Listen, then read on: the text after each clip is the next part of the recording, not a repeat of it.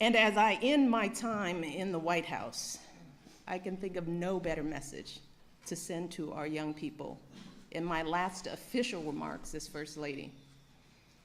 So for all the young people in this room and those who are watching, know that this country belongs to you, to all of you, from every background and walk of life.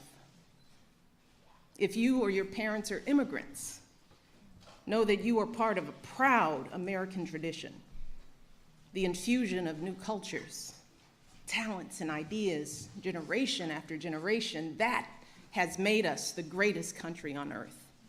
If your family doesn't have much money, I want you to remember that in this country, plenty of folks, including me and my husband, we started out with very little, but with a lot of hard work and a good education, anything is possible, even becoming president. That's what the American dream is all about.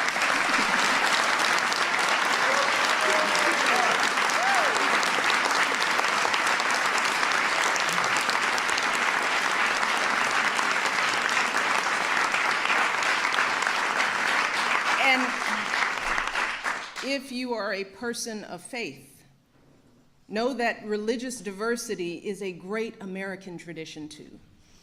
In fact, that's why people first came to this country, to worship freely.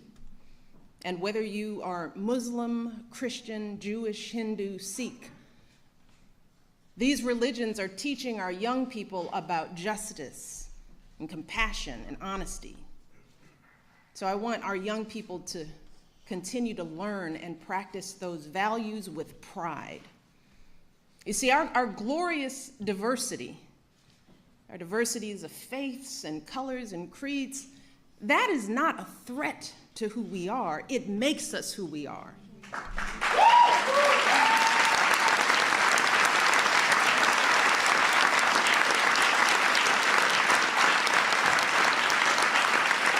So to the young people here and the young people out there, do not ever let anyone make you feel like you don't matter or like you don't have a place in our American story, because you do. And you have a right to be exactly who you are. Yes. But I also want to be very clear. This right isn't just handed to you. No, this right has to be earned every single day. You cannot take your freedoms for granted. Now, just like generations who've come before you, you have to do your part to preserve and protect those freedoms. And that starts right now, when you're young. Right now, you need to be preparing yourself to add your voice to our national conversation. You need to prepare yourself to be informed and engaged as a citizen, to serve and to lead, to stand up for our proud American values and to honor them in your daily lives. And that means getting the best education possible so you can think critically, so you can express yourself clearly, so you can get a good job and support yourself and your family, so you can be a positive force in your communities. And when you encounter obstacles, because I guarantee you, you will, and many of you already have, when you are struggling and you start thinking about giving up, I want you to remember something that my husband and I have talked about since we first started this journey nearly a decade ago.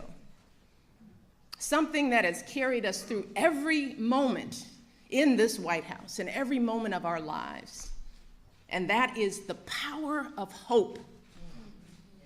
The belief that something better is always possible if you're willing to work for it and fight for it.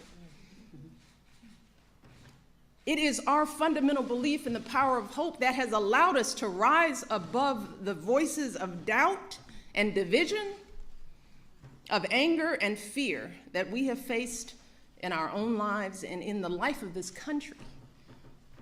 Our hope that if we work hard enough and believe in ourselves, then we can be whatever we dream, regardless of the limitations that others may place on us. The hope that when people see us for who we truly are, maybe, just maybe, They too will be inspired to rise to their best possible selves. That is the hope of students like Kyra, who fight to discover their gifts and share them with the world. It's the hope of school counselors like Terry and all these folks up here who guide those students every step of the way, refusing to give up on even a single young person. Shoot, it's the hope of my folks like my dad, who got up every day, do his job at the city water plant.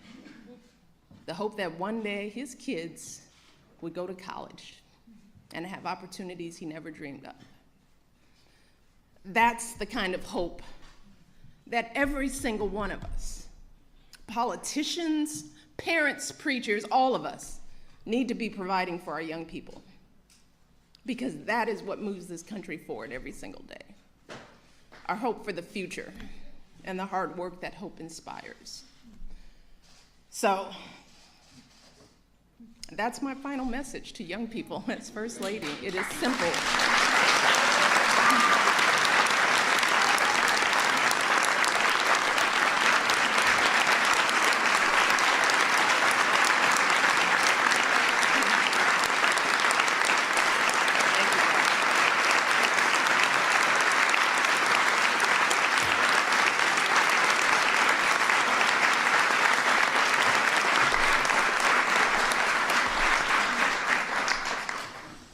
I want our young people to know that they matter, that they belong.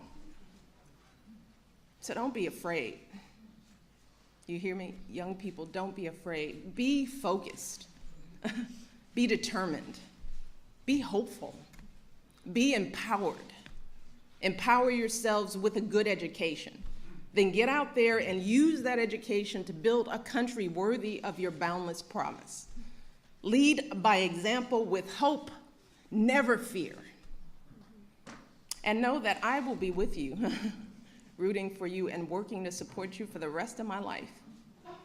And that is true, I know, for every person who is here today, and for educators and advocates all across this nation who get up every day and work their hearts out to lift up our young people.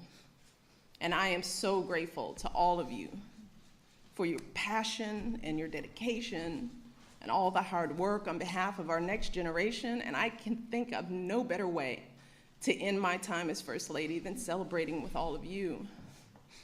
So I want to close today by simply saying thank you.